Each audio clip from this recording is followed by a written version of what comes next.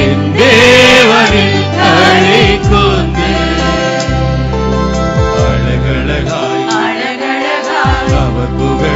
அவர் புகழை என் நேரமே திடுவேனே. உம்வல்ல நாமம் அறிந்து அனுதினமும் அதை தியானம் செய்ய, உம்வல்ல நாமம் அறிந்து அனுதினமும் அதை தியானம் செய்ய, புஸ்தகத்தில் என் பேரை இடம்பெற செய்வீர். ஞாபக புஸ்தகத்தில் என் பேரை இடம்பெற செய்வீர். அனுதினமும் அகமகிழ்ந்தே என் தேவனில் களி கூர்ந்து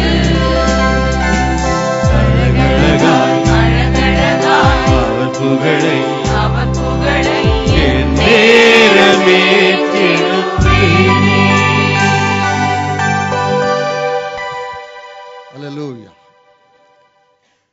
தேவ சமூகத்தில் படைப்பட்ட காணிக்கைகளை தேவன் அங்கீகரித்து ஆசீர்வதிக்கும்படியாய் அவருடைய ராஜ்யத்தின் பரவுதலுக்காய் கர்த்தர் அதை பயன்படுத்தி ஆத்துமாக்களை கொள்ளைப்பொருளாய் சபையில் சேர்க்கும்படியாய் சௌரம் பாஸ்கர் அவள் ஜெபிக்கும் போது நம்ம எல்லாரும் சேர்ந்து நம்ம ஜெபம் பண்ணுவோம். ஆண்டவரே நல்ல விளைக்க ஸ்தோத்திர சுவாமி. அன்பின் தேவனே கொடுத்த அருமையான ஆசிரம கால விளைக்க ஸ்தோத்திரம் கொடுத்த சுவாமி. அன்பின் தேவனே கொடுத்த கத்தக்கூடிய ஒவ்வொரு ஆசிரியக்குமா ஜெபிக்கிறோம். கர்த்தாவே கொடுத்த கர்த்தாவே கரங்க ஆசிரியக்குமா ஜெபிக்கிறோம். கர்த்தாவே ஸ்தோத்திரம். கர்த்தாவே கொடுக்குறாங்க காணிகள் எல்லாம் கர்த்தாவே ராஜ்யத்தை விரிவுக்காகவும் கதை உண்மை உத்தவமாக செலவு செய்ய கர்த்தாவே கிருபசீனமாக ஜெபிக்கிறோம். எல்லா மக்களும் ஆசிரியக்குமா ஜெபிக்கிறோம். குறையுள்ள மக்களை நிறைய ஆசீர்வதித்து கர்த்தாவே அவளுங்க மூலியத்தை தங்கத்துக்காக கிருபசீனமாக ஜெபிக்கிறோம். எல்லா கிருபைகளுக்காக ஸ்தோத்திரம். இயேசுநாமத்தின் பிதாவே ஆமென். ஹல்லேலூயா, ஹல்லேலூயா. இப்பொழுது நம்முடைய மத்தியிலே டிரான்ஸ்வேர்ல்ட் ரேடியோ என்ற ஸ்தாபனத்தினுடைய ஸ்தாபகர் இருக்கிறேன், டைரக்டர் தானே, கோஆர்டினேட்டர் ரெவரண்ட் ஜோன்ஸ் ராக்லாண்ட் அவர்கள் முன்வந்து இந்த டிரான்ஸ்வேர்ல்ட் ரேடியோ அதனுடைய ஊழியத்தை பற்றி நம்முடைய மத்தியிலே சில நிமிடங்களில் பகிர்ந்து கொள்வார்கள். அது பிற்பாடு அறிவிப்புக்கு பின் கர்த்தருடைய செய்தியை சகோதரன் துரை அவர்கள் கொண்டு வருவார்கள்.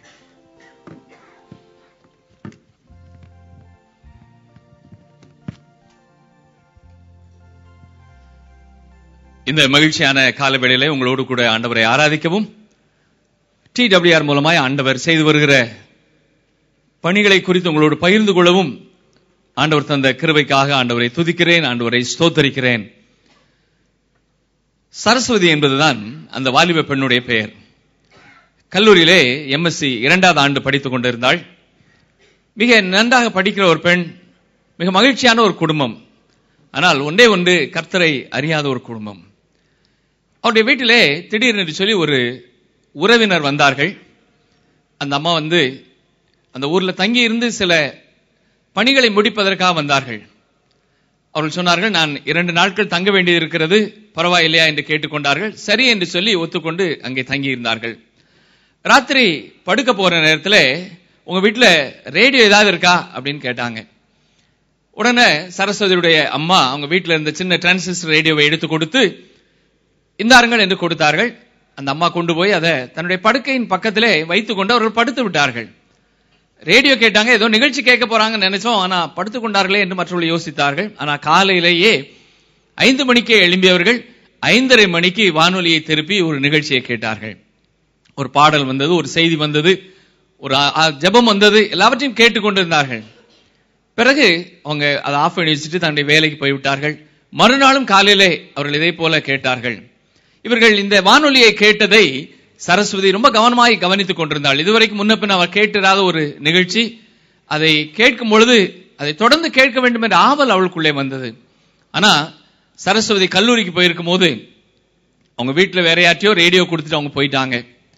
ராத்திரி வந்து அந்த ரேடியோ வாங்கி அவள் வைத்துக் கொண்டாள். காலையிலேயே அந்த அம்மாவை போல தானும் கேட்க வேண்டும் என்று அந்த ரேடியோவை இயக்கி பார்த்தாள். ஆனால் அவள் விரும்பிய நிகழ்ச்சி வரவில்லை. யாரோ அதற்கு முந்தி வேற ஏதோ ஸ்டேஷனுக்கு திருப்பிட்டாங்க. 2 நாள் ஆச்சு, 3 நாள் ஆச்சு. அப்படி பல நாட்கள் காலையிலே எழும்பி அவள் தேடி இறுதியாக அந்த நிகழ்ச்சியை கண்டுபிடித்தாள். அதை கேட்க கேட்க கேட்க அவளுடைய உள்ளத்திலே ஒரு ஆறுதல், ஒரு சமாதானம். அவளோடு படித்த பலர் இயேசு கிறிஸ்துவை குறித்து சொல்லி இருக்கிறார்கள். ஆனால் இப்பொழுது தெளிவாக வேத வசனத்தை அவள் அறிந்து கொள்ள ஆண்டவர் அவளுக்கு உதவி செய்தாள். கொஞ்சம் கொஞ்சமா ஆண்டவரை தன்னுடைய இரட்சகராய் ஏற்றுக்கொண்டாள். அவருடைய வீட்டிலே இவள் கிறிஸ்தவ நிகழ்ச்சியை கேட்கிறார் என்பதை அறிந்த உடனே ரொம்ப சத்தம் போட்டாங்க. ஏன் இவளை சத்தமா வைக்கிற? பிறகு கொஞ்சம் சத்தத்தை குறைச்சு வச்சு கேட்க ஆரம்பித்தா. பக்கத்தில் உள்ள திருச்சபையில போய் அவள் ஏதாவது கேட்க வேண்டும் என்று அவளோடு இருந்தாள். ஆனால் அந்த திருச்சபைக்கு போவதற்கு அவளுக்கு அனுமதி இல்லை. எம்எஸ்சி முடிச்சா லீவ் நாட்கள்ல பல பிள்ளைகள் அவளிடத்துல வந்து பாடங்களை கற்றுக்கொள்ளும்படியாக வந்தார்கள். புது ஆண்டு கடந்து போகிறது, பாடங்களை கற்றுக்கொள்ள அநேக பிள்ளைகள் வந்தார்கள். தொடர்ந்து அந்த சண்டே அந்த டியூஷன் கிளாஸ் எடுத்துக்கிட்டு இருக்கும் போது அவர் சொன்னா, நீங்க எல்லாம் ஸ்கூலுக்கு போயிடுறீங்க, நான் பகல்ல சும்மா இருக்கேன், யாராவது புஸ்தகம் இருந்தா ஏதாவது வாசிக்க கொடுங்களேன் என்று சொல்லி கேட்டுக்கொண்டாள். அப்போ ஒரு கத்தோலிக்க திருச்சபையை சேர்ந்த ஒரு சிறுவன் அவங்க வீட்டில இருந்து ஒரு பெரிய வேத புஸ்தகத்தை கொண்டு வந்து கொடுத்தாள். இதுல நிறைய காரியங்கள் இருக்கிறது, நீங்கள் வாசிங்கள் என்று. இவள் வேதத்தை பார்த்த உடனே அவளுக்கு மிகுந்த மகிழ்ச்சி. வேதத்தை போய் வெளியே வாங்க முடியல, ஆனா வேத புஸ்தகம் கிடைத்து விட்டது. காலையிலே வானொலியை கேட்டாள், வேதத்தை படித்தாள். ஆண்டவராய் இயேசு கிறிஸ்துவை தன்னை சொந்த இரட்சகராக பூரணமாக அவள் விசுவாசித்தாள். இதை பார்த்த உடனே அவங்க வீட்டுல எல்லாருக்கும் ரொம்ப கோபம். சரி, கல்யாணம் பண்ணி வச்சுட்டா எல்லாம் சரியாருன்னு சொல்லி அவசரமா திருமண காரியத்தை ஒழுங்கு செய்தார்கள். ஆனா திருமணம் நடப்பதற்கு சில நாட்களுக்கு முன்பதாக மாப்பிள்ளை வீட்டுல வந்து இந்த பெண் எங்களுக்கு வேண்டாம் என்று சொல்லிவிட்டார்கள். அவங்க சொன்னாங்க, பத்தியா நீ இந்த கிறிஸ்தவத்தை விட்டுரு, இந்த வேத புஸ்தகத்தை விட்டுரு, அப்பதான் உனக்கு வாழ்க்கையில ஒரு நல்ல வாழ்க்கை கிடைக்கும் என்று சொல்லி எவ்வளவு சொன்னார்கள். ஆனால் அவள் அமைதியாக பொறுமையாக எல்லாவற்றையும் சகித்துக் கொண்டிருந்தாள். இவங்க பார்த்தாங்க, இனி இப்படி விட்டா சரியாகாது என்று சொல்லி அவளை கட்டாயப்படுத்தி அழைத்து கொண்டு போய் ஒரு இந்த ஆலயத்திலே அநேக பூஜைகளை செய்யும்படியாக கட்டாயப்படுத்தினார்கள். சரஸ்வதி எல்லாவற்றையும் செய்தாள், பெற்றோருக்காக செய்தாள். ஆனால் உள்ளத்தின் ஆழத்தில், ஆண்டவரே எனக்கு ஒரு நல்ல எதிர்காலத்தை நீர் அமைத்து தர வேண்டும், உண்மை நான் நம்பி இருக்கிறேன் என்று சொல்லி அவள் சொல்ல ஆரம்பித்தாள். திரும்ப வந்தாங்க. அவங்க எதிர்பார்த்தபடியே திடீரென்று சொல்லி ஒரு திருமணம் ஒழுங்கானது. அந்த திருமணம் சிறந்த முறையில் நடைபெற்றது. அவங்களுடைய குடும்ப வழக்கப்படியே நடைபெற்றது. திருமணமாகி எல்லாரும் போயிட்டாங்க. சரஸ்வதியும் அவருடைய கணவன் மட்டும் தனியா இருக்கிற நேரம் வந்தது. அவள் முதலாவதாக அவரை பார்த்து சொன்ன காரியம், ஒருவேளை நீங்க கேள்விப்பட்டிருக்க மாட்டீங்க, அதிர்ச்சியா கூட இருக்கும், நான் இயேசு கிறிஸ்துவை பின்பற்றுகிற ஒருத்தி என்று சொல்லி அவள் சொன்னாள். ஒரு கணம் அப்படியே அமைதியாகிவிட்டார் மாப்பிள்ளை. என்ன சொல்லனே தெரியல. பிறகு கொஞ்ச நேரம் கழிச்சு சொன்னார், நானே என் ஃப்ரெண்ட்ஸோட கோயிலுக்கெல்லாம் போயிருக்கேன், கிறிஸ்தவ கோயிலுக்கெல்லாம் போயிருக்கிறேன் என்று சொன்னாள். இப்படியே நாட்கள் உருண்டு ஓடியது. எனக்கு காலையில ரேடியோ கேட்கறதுக்கு நீங்க அனுமதி கொடுக்கணும், வேத புஸ்தகத்தை வாசிக்க எனக்கு அனுமதி கொடுக்க வேண்டும் என்று சொல்லி கேட்டுக்கொண்டாள். ரவிச்சந்திரனுக்கு இது பெரிய ஒரு காரியமா இல்லாதபடினாலே அவள் விட்டு விட்டார். தொடர்ந்து இவள் வானொலியை கேட்க கேட்க ரவிச்சந்திரனும் கேட்க ஆரம்பித்தார். கேட்டு கேட்டு கேட்டு அவரும் ஆண்டவராய் இயேசு கிறிஸ்துவை தன்னுடைய சொந்த இரட்சகராக ஏற்றுக்கொண்டார். ஆண்டவர் ஸ்தோத்திரம். கடவுளுடைய கிருபையினாலே கோயில்பட்டியிலே அசம்பிளி ஆஃப் காட் திருச்சபையிலே 2 பேரும் ஞான ஸ்நானம் பெற்று இன்றைக்கும் ஆண்டவருக்கு சாட்சியாய் வாழ்கிறார்கள். ஏன் இதை நான் சொல்கிறேன் என்று சொன்னால், வானொலியை ரேடியோவை ஆண்டவர் இன்றைக்கும் பயன்படுத்துகிறார். டிரான்ஸ்வர்ல்ட் ரேடியோ என்கிற இந்த பணியானது 1978 ஆண்டு இந்தியாவிலே தன்னுடைய பணியை ஆரம்பித்தது. கடவுளுடைய கிருபையினாலே 5 மொழிகளிலே ஆரம்பிக்கப்பட்ட ஒலிபரப்பு இன்றைக்கு 65 வித்தியாசமான மொழிகளிலே படர்ந்து வர ஆண்டவர் கிருபை செய்திருக்கிறார். கடவுளுடைய பெரிதான கிருபையினாலே வானொலியிலே மட்டுமல்ல, சில இடங்களிலே தொலைக்காட்சியிலேயும் இந்த நிகழ்ச்சிகள் கொடுக்கப்படுகிறது. அது மட்டுமல்ல, இன்டர்நெட்ல இணையதளத்துல உலகத்துல எங்க இருந்தாலும் இந்திய மக்கள் ஆண்டவருடைய வார்த்தையை கேட்பதற்காக கொடுக்கப்படுகிறது. கடந்த 15 நாட்கள் வந்த நிகழ்ச்சி இன்டர்நெட்ல உண்டு. ஒருவேளை நீங்க இணையதளத்தை பயன்படுத்துகிறவர்கள் radio882.com ஒருவேளை நீங்க குறித்து வைத்துக் கொள்ளுங்க. radio882.com என்ற இணையதளத்திற்கு செல்வீர்கள் என்றால் இந்த நிகழ்ச்சிகளை நீங்கள் அங்கே கேட்க முடியும். ஒருவேளை உங்களுக்கு அருமையானவர்களுக்கு நீங்கள் அதை அறிமுகப்படுத்தலாம். இந்த டிரான்ஸ்வர்ல்ட் ரேடியோல ஒரு முக்கியமான குறிக்கோள் வேதத்தை மக்களுக்கு முறையாக கற்றுக் கொடுப்பது. இன்றைக்கு அநேக இடங்களிலே தவறான போதனைகள், வேத புஸ்தகத்தை திரித்து பேசுவது, பலவிதமான போதனைகளை நாம் பார்க்கிறோம். ஆனால் வேதத்தை முறையாக ஒரு மனிதன் படித்துக் கொள்ளும் பொழுது ஆண்டுக்குள்ளே அவன் நிலைத்து நிற்க அது உதவி செய்கிறது. ஏன் இந்த நிகழ்ச்சிகளை மக்கள் கேட்க வேண்டும் என்று சொல்லி நாங்கள் வாஞ்சிக்கிறோம் என்றால் 3 காரணங்களை நான் தெளிவாய் சொல்வேன். முதலாவதாக யோவான் எழுதின சுவிசேஷம் 5ஆம் அதிகாரம் 39ஆம் வசனத்தை பார்ப்பீர்கள் என்றால், வேத வாக்கியங்களை ஆராய்ந்து பாருங்கள், அவைகளால் உங்களுக்கு நித்திய ஜீவன் உண்டு என்று எண்ணுகிறீர்களே, என்னை குறித்து சாட்சி கொடுக்கிறவர்களும் அவைகளே என்று சொல்கிறது. வேதத்தை ஆராய்ந்து பார்க்கும் பொழுது நம்முடைய வாழ்க்கையில நித்திய ஜீவனின் நிச்சயத்தை பெற்றுக் கொள்ளலாம். ஒருவேளை நீங்க அனுதினமும் இந்த ஆலயத்திலே நீங்கள் வருகிறவர்களா இருக்கலாம், ஒவ்வொரு வாரமும் தவறாமல் ஆண்டவரை வந்து ஆராதிக்கிறவர்களா இருக்கலாம். ஆனால் உங்களுடைய இருதயத்தின் ஆழத்திலே நான் ஆண்டவருடைய பிள்ளையா இல்லையா என்ற நிச்சயமற்ற சந்தேகத்தோடு நீங்கள் வாழ்ந்து கொண்டிருப்பீர்கள் என்றால் வேத வசனத்திற்கு உங்களுடைய வாழ்க்கையில இன்னும் அதிகமாக நீங்கள் முக்கியத்துவம் கொடுக்க வேண்டும். வேத வசனங்களை ஆராய்ந்து படுக்கும் பொழுது நித்திய ஜீவனின் நிச்சயத்தை நீங்கள் பெற்றுக்கொள்ள முடியும். இரண்டாவதாக, நம்மளே பலர் கடந்த வாரத்திலே இந்த இடத்திலே ஆண்டவரை ஆராதிக்க வரும் பொழுது என்ன காரியங்களை குறித்து ஆண்டவருடைய சமூகத்தில் அறிக்கை செய்தமோ அதையே இன்றைக்கும் அறிக்கை செய்தவர்களாய் காணப்படலாம். காரணம் என்ன? அந்த 1-2 காரியங்களிலே இன்னமும் நமக்கு வெற்றி இல்லை, விடுதலை இல்லை. அப்படி என்றால் என்ன செய்ய முடியும்?